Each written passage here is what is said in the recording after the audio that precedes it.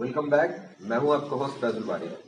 दोस्तों, information technology के इस युग में सोशल मीडिया पर कंपेनिंग और एडवर्टाइजमेंट किसी भी पार्टी के लिए जरूरत और मजबूरी है। और हिंदुस्तान में ये ट्रेंड इतना ज्यादा कॉमन हो चुका है कि 2019 का जो लोकसभा इलेक्शन था उसको व्हाट्सएप इलेक्शन कहा गया।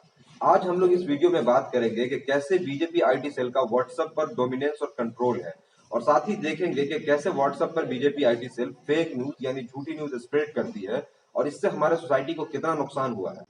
प्राइम मिनिस्टर मोदी जी और बीजेपी आईटी सेल के हेड और चीफ अमित मालविया जी ने कहा था कि आने वाले जो इलेक्शंस हैं वो मोबाइल फोन के जरिए लड़ा जाएगा। इसके लिए बीजेपी ने एक बहुत स्ट्रॉन्ग बेस बनाया। आने वाला जो बिहार का असेंबली इलेक्शन है उसके लिए बीजेपी आईटी सेल ने 72,000 व्हाट्सएप ग्रुप बनाने का फैसला किया है, जिसके लिए 9500 यानी 9,500 लोगों को रिक्रूट किया गया है। यहाँ पे आप लोगों के नॉलेज के लिए मैं एक बात बताऊं कि बिहार में टोटल 45,103 गांव है, यानी 45,103 गांव के लिए 72,000 व्हाट्सएप ग्रुप, यानी हर गांव के लिए कम से कम एक से ज्यादा बीजेपी का व्हाट्सएप ग्रुप बनाया जा रहा है, जिसके जरिए वो आप लोगों तक अपनी बात पहुंचाएंगे या कई मरतबा फेक न्यूज स्प्रेड करेंगे। द फेडरल डॉट कॉम के अकॉर्डिंग कर्नाटका असेंबली इलेक्शन 2018 के लिए बीजेपी आईटी सेल ने 23,000 व्हाट्सएप ग्रुप बनाया। अगेन आप लोगों के नॉलेज के लिए कर्नाटका में 27,028 गांव हैं। अब तस्वुर कीजिए कि 27,000 गांव के लिए 23,000 व्हाट्सएप ग्रुप।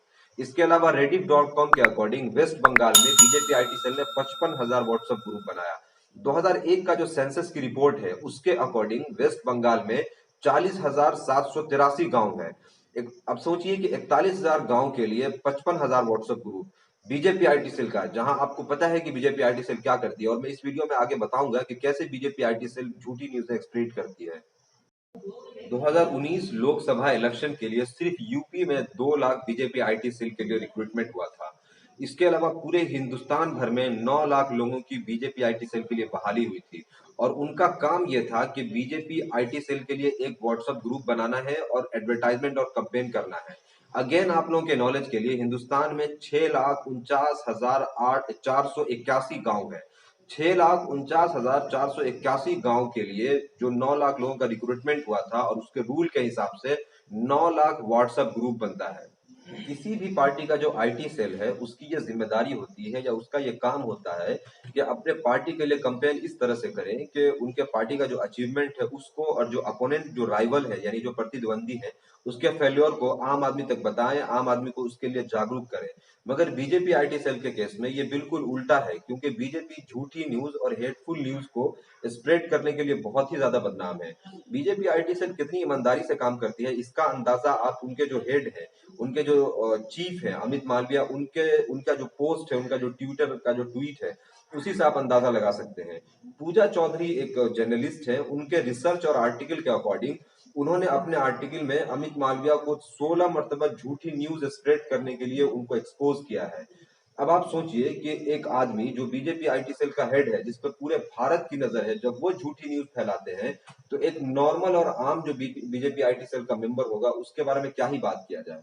इसके अलावा राधिका भट्टाचार्य के रिसर्च के अकॉर्डिंग कूच बिहार कोलकाता के एक आदमी दीपक दास, जो बीजेपी आईटी सेल के प्रोमिनेंट मेंबर हैं, वो एक वक्त में 1,114 व्हाट्सएप ग्रुप के एडमिन हैं। कोई आदमी कैसे एक वक्त में जब 1,114 व्हाट्सएप ग्रुप का एडमिन होगा तो उसे रियल और जो फेक न्यूज है उसको ऑथेंटिकेट करने का मौका मिलेगा? आप अपनी राय कमेंट में इस बारे में जरूर दें। होम मिनिस्टर अमित शाह ने एक प्रोग्राम में बीजेपी आईटी सेल के पावर और स्ट्रेंथ के बारे में बात करते हुए बताया कि चाहे न्यूज झूठी हो या सच्ची हो, उसे बीजेपी आईटी सेल के पास इतनी ताकत है कि पूरे हिंदुस्तान में वायरल किया जा सकता है। इसके बारे में एग्जाम्पल देते हुए उन्होंने बताया कि कैसे अखिलेश यादव ने अपने पिताजी मुलायम सिंह को थप्पड़ मार दिया। ये एक झूठी न्यूज पूरे हिंदुस्तान में वायरल कर दी गई थी। ये वीडियो अब भी यूट्यूब पे अवेलेबल है, आप देख सकते हैं। दोस्तों, झूठी न्यूज और व्हाट्सएप अफवाह और फॉरवर्ड की वजह से सिर्फ 2017-18 में 31 लोगों की मॉब लिंचिंग हुई, जिसके बाद व्हाट्सएप ने जुलाई 2018 में जो फॉरवर्ड की लिमिट है उसे घटा करके सिर्फ 5 कर दी थी। और सबसे खतरनाक जो बीजेपी आईटी सेल का मामला है वो मुस्लिम कम्युनिटी के अगेंस्ट है। प्रभु मल्लिकार्जुनन के रिसर्च के अकॉर्डिंग बीजेपी आईटी सेल में जो व्हाट्सएप ग्रुप्स है उसमें जो मैसेजेस है उसका 1/3 यानी हर तीसरा मैसेज एंटी मुस्लिम यानी मुसलमान के विरोधी होता है, जिसमें वायलेंस के लिए या फिर इकोनॉमिक बाइकॉट यानी आर्थिक बहिष्कार के लिए लोगों को प्रेरित किया जाता है।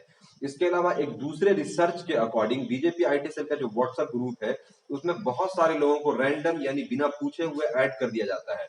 बहुत सारे लोग उससे लेफ्ट हो जाते हैं, बहुत सारे लोग इग्नोर कर देते हैं, और जो लोग इग्नोर करते हैं धीरे धीरे जो बीजेपी आईटी सेल का जो फेक मैसेजेस है, जो हेटफुल मैसेजेस है, उसका इम्पैक्ट उन पर पड़ता है और फिर वो मुस्लिम कम्युनिटी के अगेंस्ट जो है धीरे धीरे उनसे नफरत करने लगते हैं या उससे सोसाइटी में बुरा समझने लगते हैं।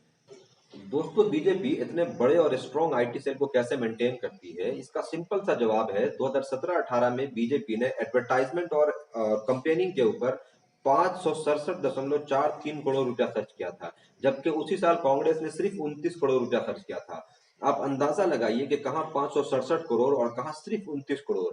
इसके अलावा 2019 का जो लोकसभा इलेक्शन हुआ था उसको व्हाट्सएप इलेक्शन कहा गया था, और उसके बाद हर इलेक्शन में बीजेपी पहले से बेहतरीन और स्ट्रॉन्ग आईटी सेल के साथ तैयार रहती है।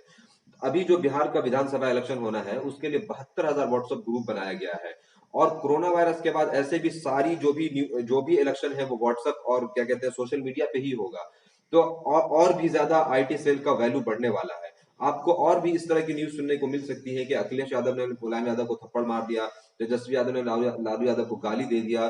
तो ऐसे सिचुएशन में किसी भी पार्टी के लिए बीजेपी आईटी सेल से कम्पीट करना बहुत ज्यादा टफ होने वाला है, और मुसलमानों के लिए तो ये सिचुएशन और भी ज्यादा टफ होगा, क्योंकि जैसे जैसे बीजेपी आईटी सेल या फिर बीजेपी सोशल मीडिया पर डिपेंड होगी, anti Muslim post, hateful post, इसके अलावा कम्युनल वायलेंस को और ज्यादा हवा दी जाएगी।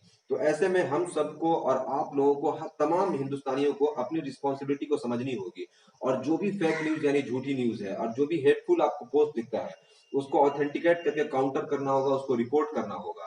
क्योंकि गवर्नमेंट किसी की भी हो, चाहे कांग्रेस के हो, चाहे बीजेपी की हो, या किसी की भी गवर्नमेंट हो, नुकसान हमेशा मुसलमानों को ही उठाना पड़ता है, क्योंकि जो भी कम्युनल वायलेंस होता है वहां सिर्फ मुसलमानों का ही नुकसान होता है। तो दोस्तों, लास्ट में आप जरूर बताएं कि ये वीडियो आपको कैसा लगा, और मुझे सपोर्ट करने के लिए इस चैनल को सब्सक्राइब करें और शेयर करें। Thank you.